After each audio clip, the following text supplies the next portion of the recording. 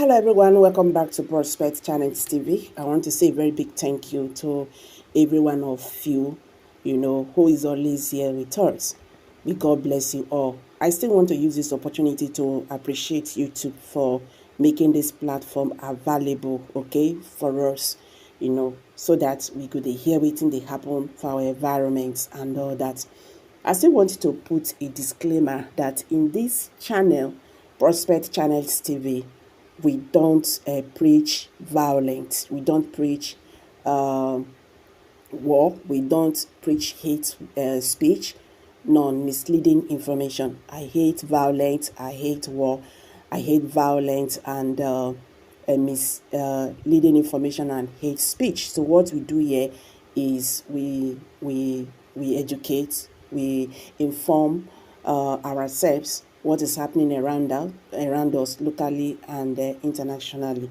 So guys, I want YouTube to take care of that, okay? So my people, this will really shock you. What is happening in Nigeria today? So many of them are now calling out, hey, Nnamdi Kanu, do this, Nnamdi Kanu, Simon Ekpa, and all that. Honestly, Nigeria is stuck right now. Let me leave you to watch this video and see what is currently going on. Water don't pass, carry, be this. Thank you. Or is the current structure cast on an indestructible stone? What will be the fate of various ethnic nationalities who want a renegotiation of the current governance and administrative structure, and with very prominent Nigerians lending their voices for that call to take another look at the 1999 Constitution? Is it time for that particular reforms to start? I am joined tonight on the Eastern Eye by Tony Nnamdi. He is the Secretary General of the Lower Niger Congress LNC and the co-convener of the Nigerian Indigenous Nationalities Alliance for Self-Determination, NINAS. Thank you so much for joining me tonight, Tony Nnamdi. Happy New Year to you. I'm not sure we've had any encounters this New Year. And I'd like to know from you, matter of fact, with all the people that are now raising their voices for another look at Nigeria's constitution, particularly speaking now, the 1999 constitution, what is their main call when they say, well, we need the constitution to be tinkered with? What are they actually asking for? Well, first is for us to understand the meaning of constitution. Many think it is that booklet that is printed in green, white, and green. No, constitution goes far beyond that. Constitution is the union agreement. That what is it that brought the Yoruba, the Ijaw, the Igbo, the Anang, the Efik to be in one union with the Hausa, the Fulani, the Berom, and all of that? And so, at the beginning, it was the British that cobbled us together for their own purposes, and then from 1914. Leading to independence, when the indigenous people began to say, oh no, we can govern ourselves, there were discussions that took place in Lancaster House that became the Constitution of 1960. That is, on what terms did these federating units become one political union? It was agreed in those discussions, on account of our diversity, to be a federation and a secular state. Those are the two fundamentals, because you go back to the period between 1953, when Enohoro moved the motion for independence and it was blocked by the Northern delegation. That is, they said they were not ready for independence. They wanted autonomy. It all revolves around autonomy in terms of the federating units. What are they able to do for themselves? What would they mandate the center to do for them? They are the ones who will create that center. Otherwise, they will be countries of their own. Let us pay particular attention, because we are closer to losing the union in its entirety, whether in an orderly or disorderly form. People are choking in that Nigeria that the British put together. People are choking in that Nigeria that is no longer working for them, that has become like a monster, feeding on their blood. And all the agitation for restructuring or even the ones who say, oh, we are fed up, we want to leave the union, Biafra Republic, Odua Republic, Ijaw resource control. They are all saying the same thing, that this union as currently configured is not working for us. It's not working for them. It's not working for anyone. And when we go back to the constitution that everybody is talking about, the instrument on the table, framing that Nigeria, defining the power relations in that Nigeria, defining the formations. How did we come about 36 states from a federation of 4 regions that started as 3 in 1960, becoming 4 in 1963? How did it become 36 federating units today? How did a third tier of government get smuggled into that constitution? 774 local government areas that have now become, government units that will be financed every month. 812 governments that had to gather every month and share money. Whereas at the time we had only 4 regions, there was more governance. Now we have 812 governments, and there's no government going on at all. Just people gathering to share money, because that is what the criminals who imposed this current instrument on us intended. Why do I call them criminals? Why do you put my signature on a document you don't have to discuss with me? I've been crying and shouting since at least 1999. It started in 1979 from Murtala Mohammed's commissioning of it in 1975. And everybody from every part, the Yoruba, when Abiola fell into the situation that eventually consumed him, the Yoruba practically left the union. When Awolowo ended up in prison from independence with election, it was like the union had broken down. Then it became the turn of the East. They went to Aburi to try to discuss. The union was still born. The union did not. The union agreement was not, structured in such a way that it could stand. The British that put it together knew what they were doing. It was an incomplete decolonization they deliberately did, leaving the Western minorities in the belly of Western region, the Eastern minorities, so-called the Jordan in the belly of majority Igbo East, leaving the middle belt, the minority of the North in the belly of the Caliphate North, so that at every point in time, there is internal fighting. So nobody is asking Britain, what are you doing? And so where we are now is that with that unitary constitution that was a departure, what went wrong with Nigeria? Let us listen carefully, because that Nigeria we think is in place is not as much in place as we are imagining, because there are people who are talking and who are doing things 24 hours to extricate themselves. And if they now happen to be a majority, because they look around the country, look at the map behind me, and you begin to ask yourself, are the Yorubas happy in this union now, despite one Bola Tinubu becoming president, or Basojo yesterday becoming president? Are they just rejoicing in this union now, despite the Jonathan that was president the other time? Is the middle belt happy in this? Are the Igbos rejoicing, despite being all over the country and trading as best as they could? But where the problem is that the question of union, that is, on what terms are we here today? The one of 1914, we understand. The one of 1960, again, we can say to an extent, we understand, because there were meetings that settled the question of federation. That is the question of the terms of union. That is, we will have to be a union of autonomous regions that are cooperating on definite, terms. They have autonomy, they have control, they have ownership and control over their economic assets, and they have autonomy on so many governmental powers. That was the description of what they settled for. That was the basis of becoming one political union. And Sharia was removed when Ahmadu Bello insisted on Sharia for the northern region, and the middle belt, Joseph Taka and Co. said, no, it can't be so.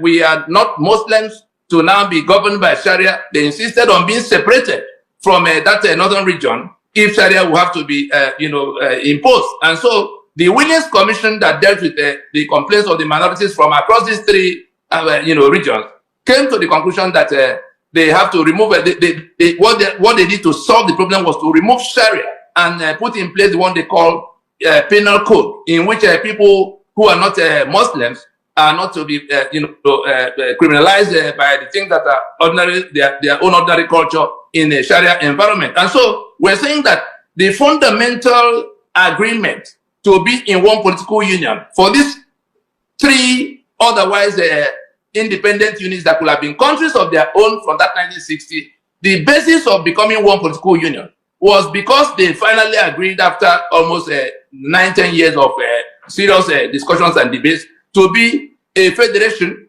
and a secular union. From the point we began to depart from that, those two being a federation, meaning that the units that were supposed to be forming the union were now, subjugated. They were toppled in 1966 when the constitutions that defined the union, 5 constitutions, 4 regional constitutions and 1 federal constitution that defined the union, got toppled from the coups of 1966. All right. We couldn't find settlement. It became war. After that war, instead of going to solve the problem, Murtala Mohammed now commissioned a constitution, a unitary constitution that Obasanjo helped them to process through the Constituent Assembly of 77 that became, but bottom line was that at the end of the deliberations of that Constituent Assembly, Obasanjo on the 21st of September in 1978 announced 17 amendments to the finished work of that Constituent Assembly. So what came out as 1979 Constitution had nothing to do with the people of Nigeria. It was an imposition. And then they carried it forward in 1999. Here we are today, 68 items of exclusive lists that remove all the powers, all the assets from everybody and loaded into the hands of that center, pointing guns at everybody else. Economic assets. 68 in those items, the powers to do my electricity, the power to do my road, the powers to organize my security, the powers to do my own refining. I have crude oil. I can't take from it to refine for my own use. I have gas. They are selling it to Europe today without talking to me. And they think they have a Nigeria that will become great. Those whose economic assets have been confiscated and hijacked by that illicit federal government, because we can't have a federal government without a federation. We have ceased to be a federation. Why do we have a federal government with all these humongous powers? How did we come about the 36 states that make me now, absolute minority that can't even raise my issue in the place of decision making? Look at that National Assembly. How did we come about the 7 and 4 local government areas that now have to be financed by money taken from me forcefully? Yes. Yeah, look at the tax reform that they say they are doing, just dancing around the matter. Then once in a while, the governors will gather. The governors are no longer on our side of this discussion. Yes. The governors are products of this criminality. The states that are created, that produce them, pay them money every month. That is what they are interested in. The senators from each of these places, they are no longer on the side of the Ijaw that is crying, the Ogoni that is crying, the Yoruba that is crying, the Igbo that is crying, the Beram and the Tiv that are crying. Their governors have joined the enemy that is holding them down with this unitary constitution. That's where we are. And we say, has it not come to where if we were to refresh the theme of this interview session, in which you're saying, interrogating the non-negotiability of Nigeria, the question should really be, is it still up for debate whether after 64 years of failure, we shouldn't go back to, reworking what is not working? Everybody can see it's not working. I totally get it, Mr. Nnamdi. Yes, Mr. Nnamdi. So sorry, I had to. You made a point, which is, of course, that before independence, series of meetings were had between the colonial masters and the ethnic nationalities. So it looks like what is missing now is that opportunity for everyone that is concerned, if you like, you call them the stakeholders of Nigeria or the owners, like the way you put it, for them to sit together and have discussions on how things will move forward. So that's what is missing, isn't it? That's what's missing. And also bearing in mind, before you finish posing the question, also bearing in mind that the remedy that those who are choking in Nigeria are seeking is called self-determination. And it is inalienable. Their sovereignty have been hijacked. That's what they are complaining about. Their lands and their everything that make them humans have been taken away by the instrumentality of that forgery of a constitution. And so the remedy available to them is to take back their sovereignty, take back their land, since it is a forged instrument that they didn't make, that is now holding onto that land, making them, subjugating them into slave status in their ancestral homes. The remedy available to them is to take their portions and and vacate the union of death that Nigeria has become under that unitary arrangement. And so it's not a matter of until we persuade them to come along. We don't really not need to have a meeting with them. If it's unfortunate they don't understand the meaning of constitution, so they think it's the business of National Assembly that is a product of that scam. They don't understand the meaning of sovereignty, so they think our sovereignty is now with them because they sit in Abuja.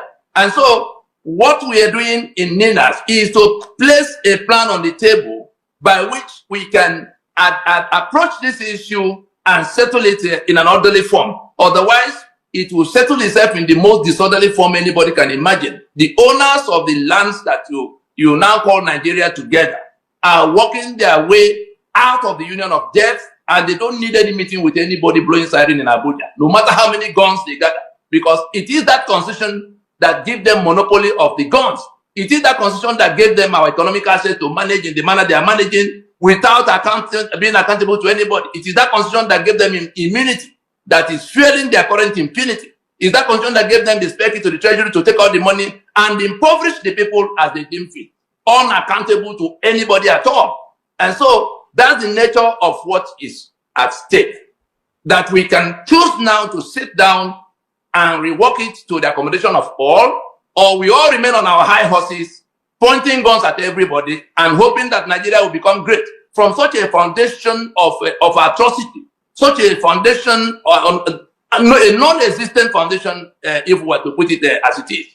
And so that is what that we don't have forever. We don't have all the time we think we have now to persuade those who are not listening at all. 25 years is much more than enough of telling those who swear to defend and uphold that instrument of death that we can no longer take it. The only thing remaining now is that the NINAS is now mobilizing those who are choking in that union. That's the victims of unitary Nigeria to do whatever comes within our reach to do to stop the enforcers of unitary Nigeria. Who are those enforcers? Those who swear to defend and uphold the instrument, the constitutional instrument that makes us slaves in worse than apartheid. So it's a very clean line. And the venue we have chosen for that fight is the journey to the election of 2027. Let everybody who has an ear hear now that those who are going to 2027 elections under the 1999 Constitution will be treated as the enemies of the people. NINAS will mobilize those who suffer one thing or the other under that Constitution 1999, that fraud of 1999, to confront those who are planning to drag them to another round of election that will renew the life of that Constitution. We have endured it sufficiently, and those who insist that it must remain the basis of union undiscussed are going to have a street fight, particularly the political parties, characters like Peter Obi that say that that constitution is not the problem. Anybody who is doing political party, the religious leader that mobilized for PVC for them, taking advantage of the ignorance of the people, all of them will have to be confronted inch by inch, meter for meter, every day until they get to the next election. We make no distinction between Party A or Party B, PDP, APC, Labour Party. They all subscribe to that constitution that dispense death to the people. They all subscribe to it, and so we do not care whether it is one party or the other that is going to win. We are saying under which constitution are we going to this election? Because the winner of that election in 2027 will swear to defend and uphold that constitution that puts this level of impoverishment we have seen. Nigeria has become the global capital for poverty. You can see what has happened to the people. Millions of people. We now have a detached government, a government that has its own economy, different from the economy of the people. You saw the government declaring a surplus of 10 trillion just the other day. So they have their own economy, whereas the people are declaring hunger and stampede, dying for food in a country that sells over 3 million barrels of crude oil every day.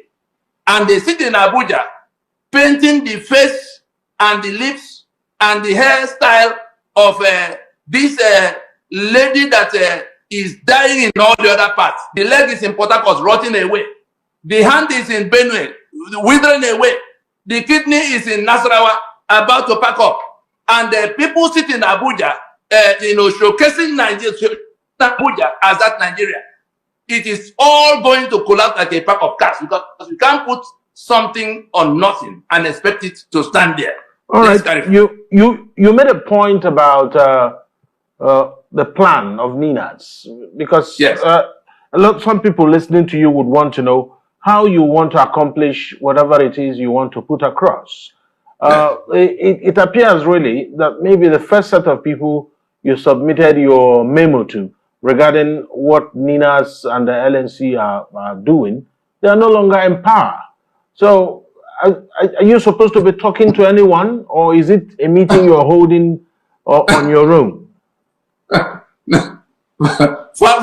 Far from it. And let those who want to satisfy themselves with evidence go to Google or wherever they can search constitutional force majeure on the 16th of December in 2020. These nationalities, because we've been organizing since 1999. You saw when Pronapo happened. It wasn't Tony Nnamdi and his fellow drunkards that gathered. It was a meeting that lasted 2 years of the nationalities. Yoruba came as Yoruba, Ijo came as Ijo, however they nominated themselves to be able to come.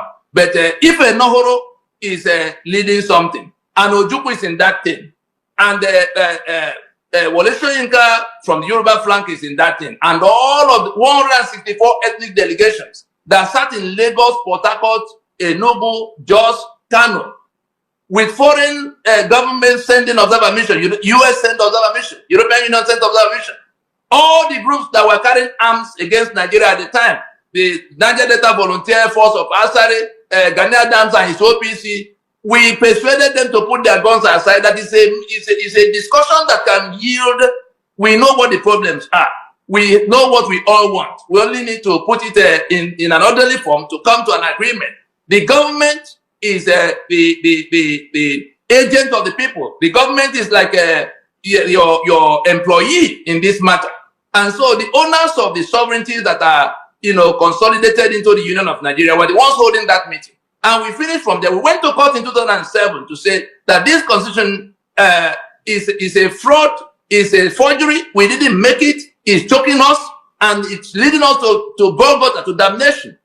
From that time, it went to where solemn assemblies then happened of people coming out in their spaces. You saw the day the Yoruba did their own in Adamasingba Stadium in Ibadan. The governors were all there. Who else do you want to see in the process that became NINAS eventually? And NINAS then rolled out 128 statesmen signing onto one document with people from all the parts coming from this process that had lasted 20 years up to that point, in which they were saying, let us take a break from further elections and go to sit down like South Africa did to ease itself out of apartheid in 1990. Is that too much to ask? We are not asking those in government house to vacate, or we're not going to behead them. We're saying, look, whoever is in government house, remain in government house in this transitional period for the purpose of providing nominal governance. In the period we need to have this discussion. And it shouldn't take more than 6 months, 1 year to bring it to where it becomes the replacement for that imposition that is choking everybody. That's the only thing. And so talking about who it was presented to, on the date that force majeure was presented, that is this plan, this proposition for how it can be done, start to finish. Buhari was president. APC government was in place. The leader of that party is the current president. That current president, Bola Tinubu, he became governor of Lagos from our fold in Nadeko. At what point did he now become a stranger? All the time he was governor when Obasanjo was seizing council fund, we were all together in trying to say this is a federation, it cannot be so. Then he comes all the way from there to now take a faction of that party to go and join up with the caliphate that was looking for how to overrun everybody. And we got to this. There's nobody in government today that will say he has not, because this government is a continuum. We presented what it was. It is still printed as it is in Guardian newspaper of January 20th, 2021. 4 full pages, signed by 128 statesmen, including people who have been service chiefs, governors, a former vice president of the country, all of us saying, look, we have a problem. Let us acknowledge the problem for what it is, the constitution, the unitary constitutional arrangement. Let us commit to solving the problem, total decommissioning of that instrument. Let us stop the journey to election that is mandated by that constitution so that we can deal with it sooner than later. Let us now acknowledge that and accept that it is the owners of the sovereignty that will have to come to decide this matter, not the National Assembly that's a product of that constitution. And then let us put a time frame to it by making an announcement. Those are the 5 points of the 5-point proposition of Nina. Why is it impossible for those who are swearing to defend that, who are pointing guns at us, who now see that the country is bleeding to death? The citizens are running in all kinds of directions. See them all over the world. From what are they running? That they are prepared to die in the desert, swim and die in the Mediterranean. Young people with no future. Yet billions and trillions are being shared every month. But it is that constitution that mandates the people to everything people in government are doing today. That constitution mandates, including the corruption, including the impunity, including the insecurity. If you want to solve insecurity, let those who live in that insecurity be part of organizing their security. Let us see who will come to overrun them. But you say no. I don't have electricity. I can generate electricity. You use that constitution to lock it down. I can do my road. You say no, it's federal road. They will mine. I can organize my elections and select the best amongst our people to govern us. You say INEC.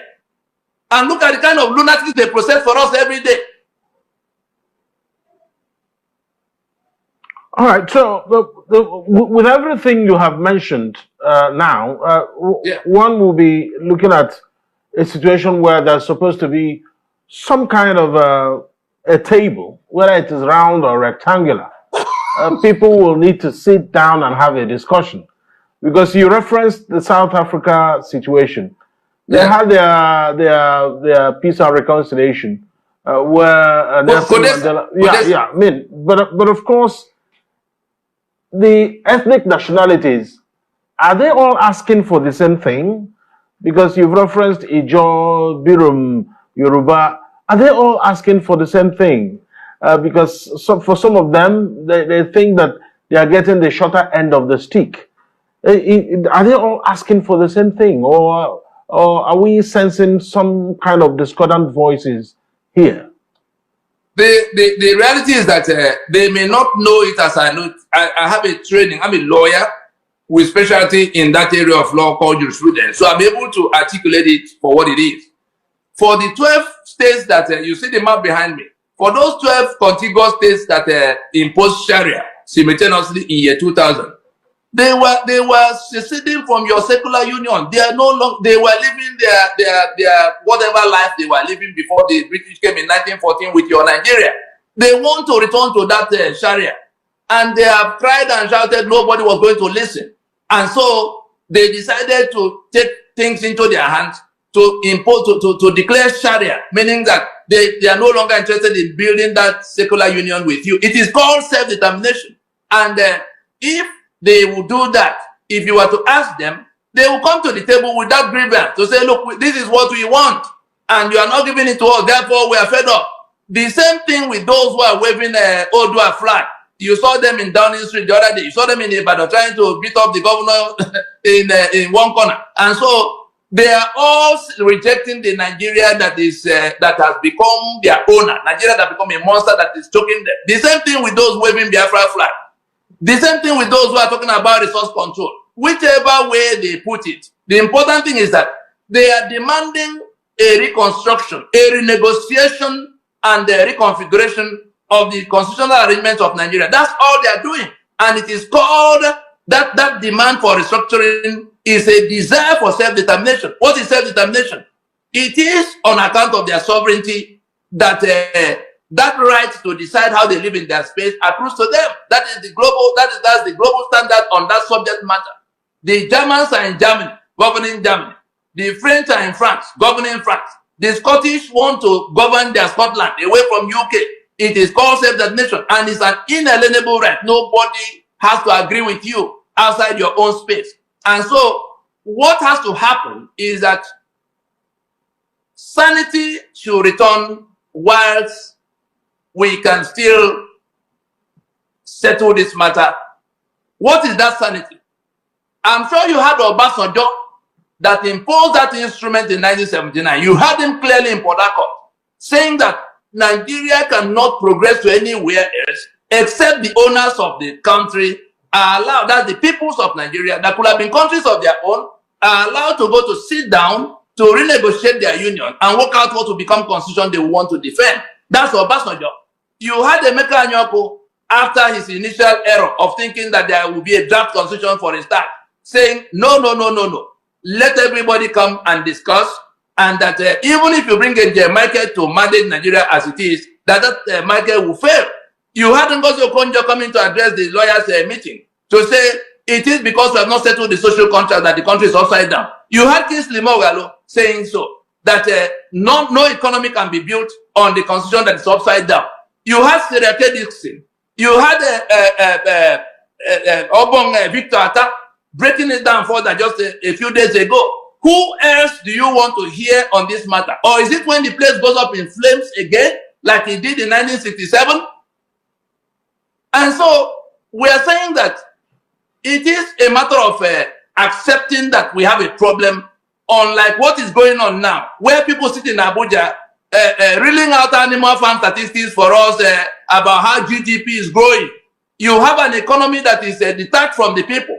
The people are dying in millions, and you are declaring surplus of 10 trillion and 6 trillion for a government, you know, pursuing development paradigms that have nothing to do with human beings. Only those in government house will share the billions and trillions, and then you think you are building something, and you come and sing anthem among yourself. Put yourself in the shoes of those who are the receiving end of that criminality, because Nigeria has become a criminal enterprise under that constitution. We are saying that let us, those who are planning to go to it, because we have already defined what our right is in the circumstance. Our right is the right to self-determination. It accrues to us on account of our sovereignty. Nobody has ever been able to take away the sovereignty of the other. It may be suppressed. What we have now is a suzerainty, no different from the British occupation of the time. The suzerainty that is, goes by the name Federal Republic of Nigeria or Federal Government of Nigeria. They are just suppressing our sovereignty. We have organized the owners of that sovereignty, whether they were Tib or Ido or Abero Mohanang or Efik, even the Yoruba. Buhari was part of the Fulani delegation that came to Pronaco. Soya Abubakar, that is Sultan in Sokoto today, was part of the Fulani delegation that came. The question you asked about whether the nationalities are all agreed, all of them were, just to remind us that we're in Nigeria, all of them, we can see that. not to worry, yeah, just go ahead for a moment. Yeah, okay. Just go ahead. Right. All of the nationalities, the question you should be asking, which nationality was absent at the time these things were being discussed, whether it was in Pronaco or in the solemn assemblies that happened in all the blocks. You had the Hausa the other day saying that the Fulani are killing them off on their land. So everybody is in this demand for us to go and rework this arrangement. And before I forget, just 2 days ago or so, somebody sent me a video of somebody I may want to, for a better way of describing it, I would think that person that made that video is a semi-literate. His name is Sam Okori or somebody. He says a Catholic priest in one corner of Abakaliki. He made a video abusing us for what we are saying, that Matthew Kuka and Asalam Abaka will be chairman and secretary of peace committee that will preside over management of election anchored on a concern of injustice. And so when you listen to him, when you listen to that video, I think it's titled 10 questions Tony Nnamdi and Ninas must answer. This lawyer, he claims to be a lawyer, does not understand the meaning of constitution. So he thinks it's the National Assembly that has to do everything about constitution. He doesn't understand the meaning of just sovereignty. He thinks the government is the one that will have to, and we have to do obeisance to them. So I use this opportunity because He says he's a lawyer. He's also a Catholic priest, talking to the people every day. If at that level, he may have a PhD in one corner. If at that level, he will display such a, if I were to put it in Igbo so that he can understand it, he is the type Igbo will call E.T. Sam, yes, Sam, or the whatever, Okorie, in Abakaliki, Catholic priest, lawyer, is an E.T. by Igbo description. That is the imbecilic level of ignorance, to come public, addressing, making a podcast of saying that we are ignorant in what we meanwhile he doesn't understand his left from his right in the matter. And if he says the lawyer, you can then imagine the case of the ordinary people. And where is the media in all of this? Where is the Rise TV in all of this? Where are the other TV channels in this discussion? They are carrying on discussing economic growth that is that left the citizens behind. All right, so this is what we should be discussing until we go into that meeting. And and time is running out. Those who are planning to go to election, they are going to be challenged every step of the way. Yes, between now and the time they will gather, because they want to show the constitution under which they will provide that good leadership when they get there. Mr. Nnamdi, I'm very interested on how that meeting will happen, because it needs to happen. Even the Bible talked about how can two live together except they agree. There has to be some kind of... It takes only one announcement. It takes one announcement, and all the paperwork has been done. It takes one announcement. Those who sit in Abuja. Who will make the announcement? Those who sit in Abuja, the one who is president, the ones who gather with him as governor and governor's forum, all of them who pretend they are not hearing what the people are saying from across the length and breadth of Nigeria, sitting in Abuja. We are saying that the time has come for something to whisper to them that they've not become the owners of our sovereignty. Therefore, to come down from their high horse so that a discussion can take place around the propositions for how these things can be done. There are many who have been thinking about it, but Ninas actually has something on the table that can become, if anybody has a better proposition for how it can be done, Ninas has the how. Everybody knows what needs to be done. The problem has always been how. You saw Fakbonda and his draft. You saw the Patriots and their draft. You saw everybody saying that we must go and do something, but Ninas put on the table something that provides the answer for that how. It only takes the government acknowledging that we have a problem that needs to be solved. And if after all of what we have done to try to get them to see it, and they are going to borrow money from all over the world, collapsing the Naira, beyond redemption, and impoverishing the people to the point where people are now dying to go and get one piece of food or the other. I tell you, they won't travel far. Those who are choking are going to challenge the situation, especially for those who are planning to go to another election, because we have chosen the election as the venue for settling this fight. Those who want to go to election are telling us that they want things to remain the way they are. You can see what has happened to the political parties, the Labour Party and the PDP. What is going to happen if election is just that the one in place now will carry on unopposed? That's what's going to happen. The constitution we're saying is choking us will remain in place. And so all of those who want to keep it so, by trying to go to election, are going to be on one side. All of those who are choking are going to be on the other side. But we're going to get them to see that the sovereignty belongs to the people. That's why they say power belongs to the people. Go to section 14(2)(a) of that constitution to hear what the ones who wrote even this disputed constitution acknowledge there. They say sovereignty belongs to the people, from whom government, through this constitution, derives all its powers and authority. Meaning that if the people have not made a constitution, there's no document you can throw up from anywhere that will become constitution. And there are 3 stages to it. There are 3 issues that have to be resolved before we can have anything that will settle this matter. What are those 3 issues? Go back to that preamble. The first claim that we, the people, meaning you have to get down to where it is the job, sitting as a job, the Ogoni sitting as Ogoni that are discussing, Yoruba sitting as Yoruba discussing. Then, in the claim that solemnly resolved to live in unity forever as one indivisible, it must be their decision, because it is in that discussion that they will now settle the terms. Then they say, make and give unto ourselves the following constitution. Those are three falsehoods that we, the people, we were never consulted. Solemnly agreeing to live forever. It never happened. There was no meeting called. It was Absalom Abaka and his co-travelers. With this quota professor they call, what's his name again, that presided, that midwifed it. Yadudu, that midwifed it for them. And so, we have not made any concession. And we have this instrument that has ruined our lives, to no end. And we're saying, let us put it aside, go into a transition like South Africa did in 1990 to work out what will replace. We're not anarchists, but that offer for that transition that will accommodate those in power now, whether they're governor or they're senator or the president. That offer can only be there as long as the people who are choking have not stepped out to salvage themselves. Yeah, thank you, Mr. Nnamdi. Yes. I like the fact that you said that you are not anarchists. And just for us to be clear, you are not asking for a change of government. You are saying that, all right, we need to renegotiate the terms of the union, isn't it?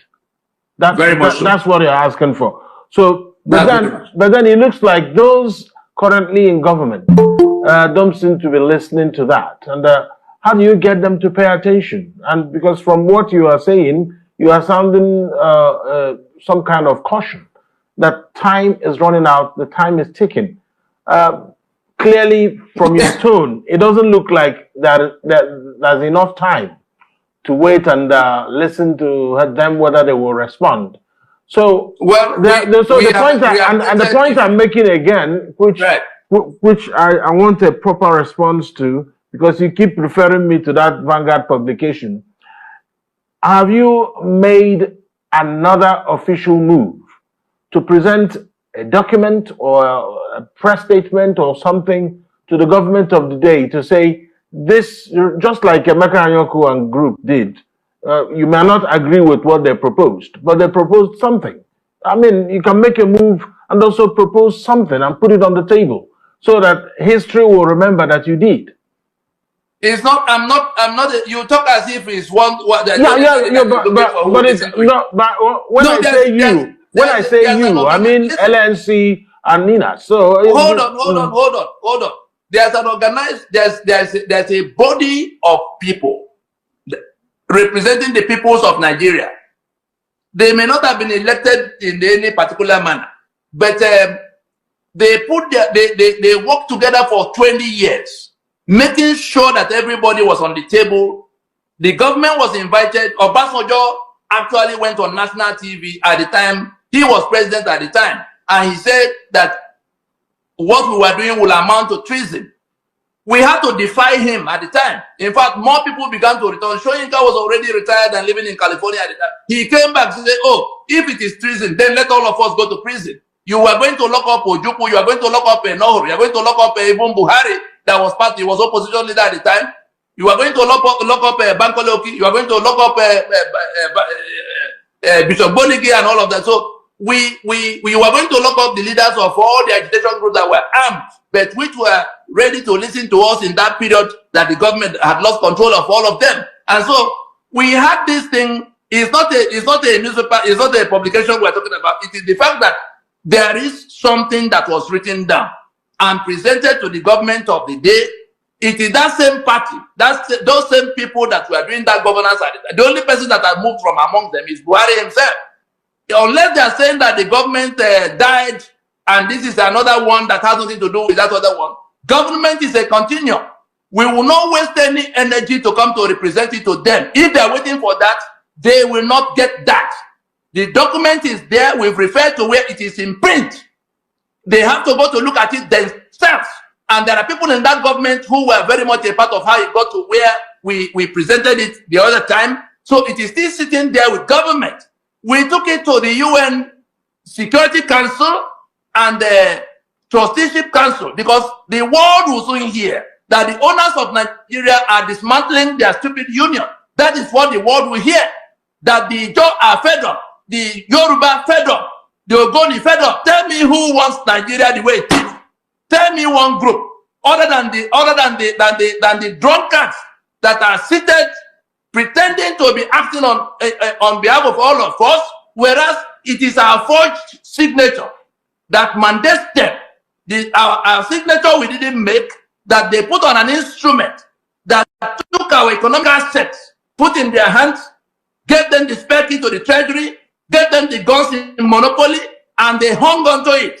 Even with all of the efforts we have made to say, can we go to sit down and look at this matter again? Nobody is coming to present anything to anybody in Abuja anymore. The owners of the lands you call Nigeria, Yoruba will be a country of 60, 70 million people today if Nigeria were to fail to be. The eastern side, the eastern half of southern Nigeria, look at this map.